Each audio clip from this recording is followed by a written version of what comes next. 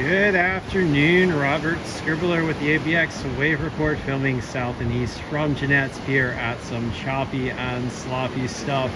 Up and down the Outer Banks right now on the east-facing beaches, about 1 foot, and this is what you're looking at.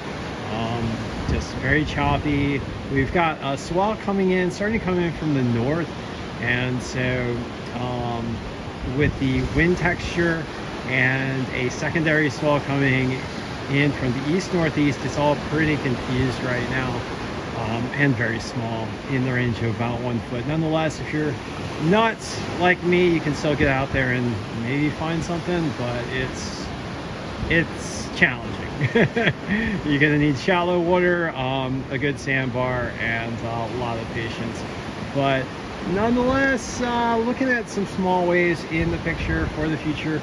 We have had some good waves over the past week, so I guess yeah, we're gonna get hit by the bad wave stick a little bit, and that's what's happening now. Okay, so let's look at the local observations provided by the wave monitors, the buoy data, the Wave Watch 3 model observations from yours truly and other surfers up and down the Outer Banks. Right now at Nag's Head, 0 to 1 foot and choppy. The primary swell coming in from the north at about 2.9 foot and 5 seconds. That northerly swell is kind of all like a longshore swell, so it's what we're getting here is just kind of the wrap around. Winds coming out of the north-northeast at between 9 and 21 miles per hour. It's a cold wind, guys. Air temperatures in the lower 50s. Feels much colder because the sun is behind the clouds, and ocean water temperatures very cold, 48 degrees, feeling pretty frigid there with the cloudy day. Low tide this morning was between 7 and 8 a.m. depending on your location. High tide today between 12 and 1 p.m. So on the outgoing tide now. To our south in Rodanthe, we've got 0 to 1 foot waves and choppy conditions. Swell coming in out of the east-northeast at 11 seconds and 1 foot. Starting to transition to the north-northeast and 2.9 foot swell. That swell starting to push down into that area. Once again, it's not really lining up well with shore, as you can see here. Winds out of the north at 11 to 15 miles per hour. Air temperatures 52 degrees. Ocean water temperatures 49. And at Buxton, 1 to maybe some 2-footers. That would be pushing it. Choppy conditions. Swell coming in from the north-northeast at 2.9 foot and 10 seconds. Once again, not lining up with shore very well. North-northeast winds 10 to 20 miles per hour. Air temperatures 53 degrees. Ocean water temperatures, a balmy slash sarcasm, 52. And at Frisco, 2 foot waves and clean, and fair conditions. So it looks like Frisco is maybe the spot if you want to find some waves today. All right, so for today, waves in the range of 0 to 2 feet, mostly choppy. North-northeast winds 10 to 20 miles per hour. Highs in the lower 50s. Clouds with a little bit of sun peeking out, but not much warmth coming from that sun today. For tomorrow, 1 to 3 foot, maybe some 4-footers. Choppy conditions. Winds out of the north 10 to 20 miles per hour. Mixture of clouds and sun.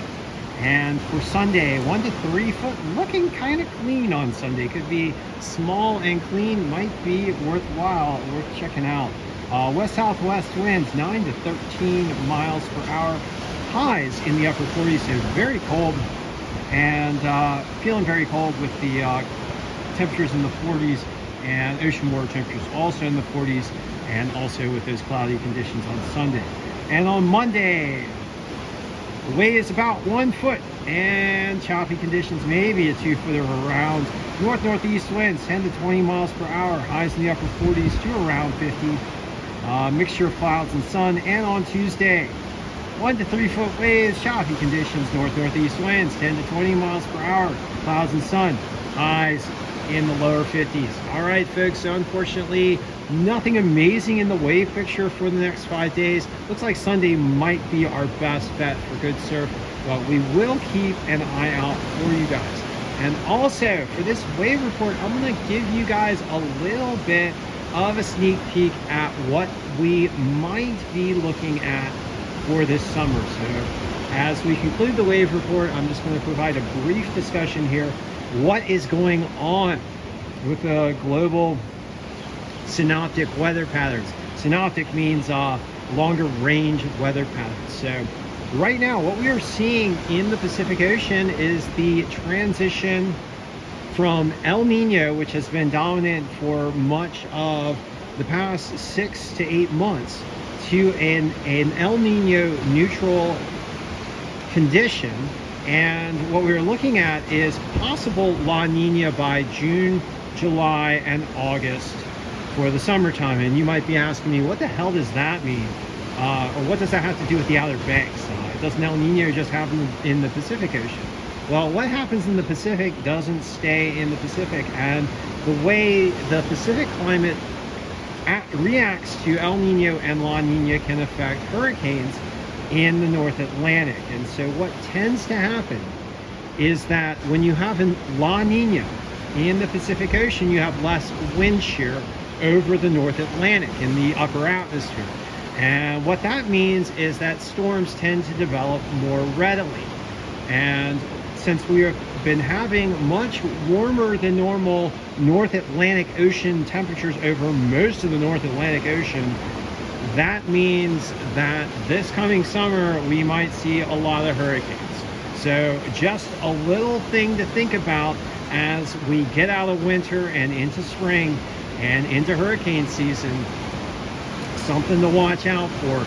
If we start to transition to La Nina in the Pacific, we're going to be possibly looking at a very active hurricane season for the North Atlantic. And what that means for us surfers is the possibility for a lot of waves. Of course, we don't want to see any of those hurricanes come smashing into the coastline or causing major damage. We want to see them stay offshore. And that is one last thing to talk about with regards to La Nina. Unfortunately, La Nina in the Pacific tends to move the steering currents closer to the coastline, so you do have more of a chance of hurricanes and tropical cyclones striking the coastal southeastern, mid-Atlantic, and northeastern U.S. All right, so a long-range outlook for a potentially a very busy hurricane season for 2024 in the summertime, and also possibly a good summer for waves. And we'll just keep our fingers crossed and hope none of those potential hurricanes smash into the coastline. All right, so thank you for joining me for this small and choppy and cold session of the OBX wave report for today on this Friday, February the 16th. I will be back with you guys shortly.